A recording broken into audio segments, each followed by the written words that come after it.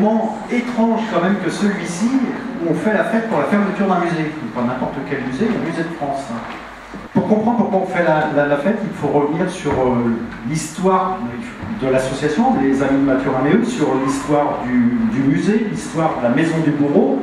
Mathurin-Méheut avait un demi-frère, et ce demi-frère a joué un rôle dans la création du musée, ce qui montre encore le lien intrinsèque entre Méheut et la ville de Lamballe. Pour lui dire, écoutez, voilà, nous on vous offre la maison.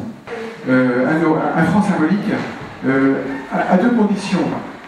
Vous vous chargez de la restauration du bâtiment et vous en faites un musée dédié à Mathurin-Méheut. Deux actes de générosité sont à l'origine de ce musée. On est en 1969-70, au moment de la restauration.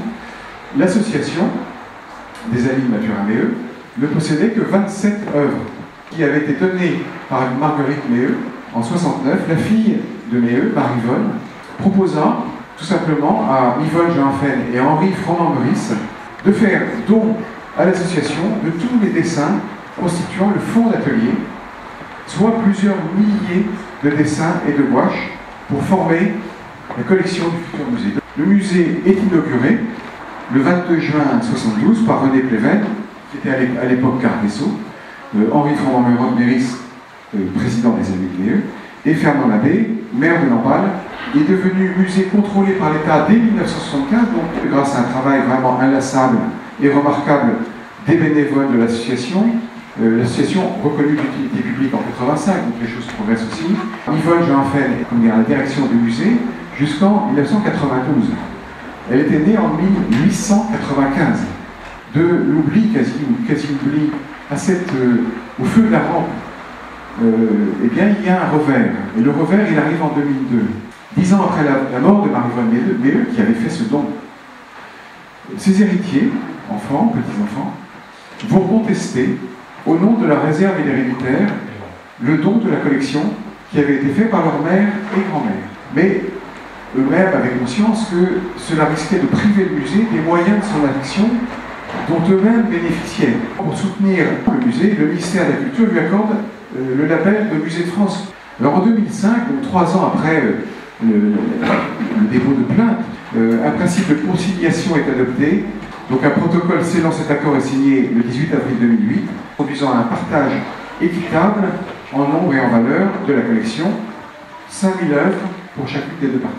Donc on peut dire que 2002, ça constitue un premier tournant dans l'histoire du musée, qui a eu une vie très heureuse, on va dire, pendant 30 ans, et ce malgré les aides importantes du département et de la ville, dirigée par Loïc Corret depuis 1995, qui a compris qu'il y avait un moment où il fallait mettre la main à la poche pour sortir d'affaires l'association qui sinon se noyait et qui ça risquait de conduire à la perte.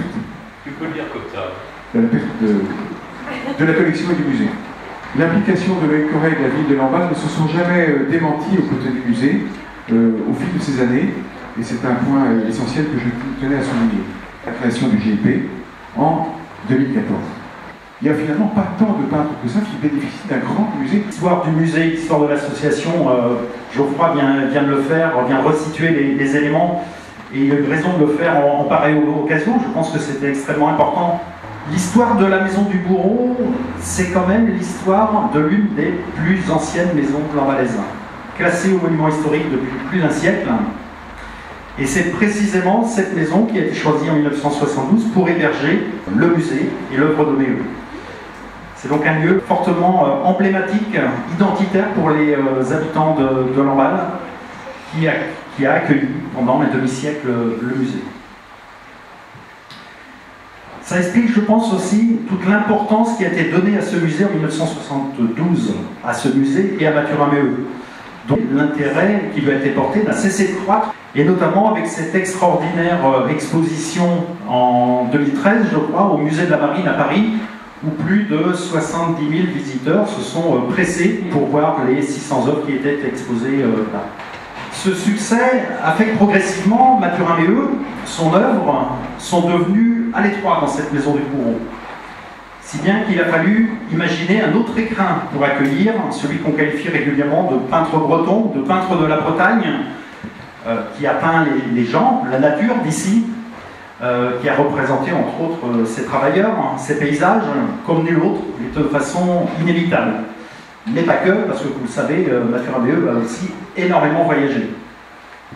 Il est donc apparu à ce moment-là comme une évidence que le musée Mathurin-Méheut devait rester à Lamballe, sa ville natale. Et aux côtés de l'État, l'ensemble des collectivités locales, la région, le département, l'agglomération, la ville, ont vu l'intérêt culturel, artistique, éducatif, social, touristique, économique et j'en passe, d'un tel musée sur la côte nord de la Bretagne. Alors effectivement, un chapitre consacré à Mathurin-Méheut se clôt aujourd'hui avec la fermeture d'une maison, la fermeture d'un musée au lieu historique et culturel de Lamballe. Un nouveau chapitre s'ouvre désormais et il fallait un lieu effectivement à la hauteur de l'artiste et de son œuvre, et ça sera le Haras de Lamballe. Le Haras de Lamballe qui a dépendu pendant très longtemps des haras nationaux, l'une des plus anciennes administrations françaises, et donc un nouveau haut lieu patrimonial et historique de la ville.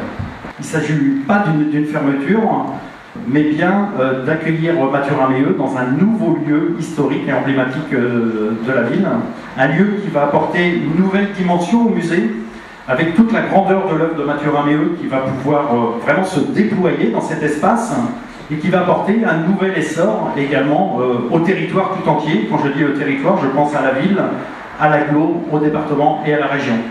Et donc, si j'ose dire, si nous faisons la fête aujourd'hui, c'est parce qu'en fermant ce musée, en fait, nous préparons l'arrivée de Mathurin-Méheut, et j'ose le terme, au Panthéon lambalais.